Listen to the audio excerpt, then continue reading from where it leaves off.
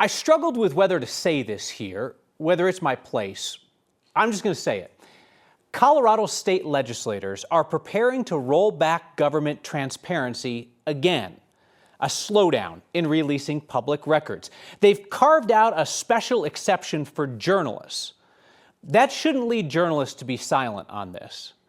In my view, this is bad legislation that could even be dangerous because it gives hundreds of government officials the ability to make their own decisions about who is or is not a journalist, and therefore gets that special, faster access to public records. I don't want government officials to have that power. I don't want a favor from the government. I don't want special, faster access. I want the public to see what its government is doing, whether it is you or me asking for those records.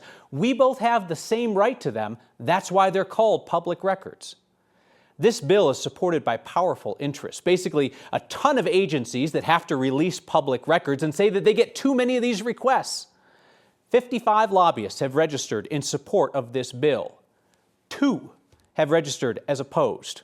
This bill just passed with nearly every Democrat in favor except for 2, and Republicans mostly opposed.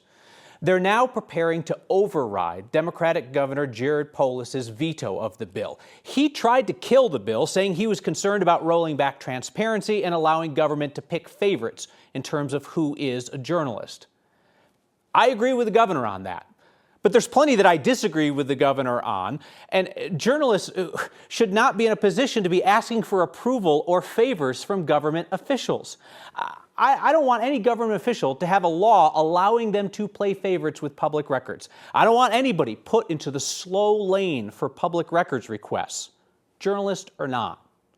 I want public records in Colorado to remain public records because it is your right to know what your government is doing.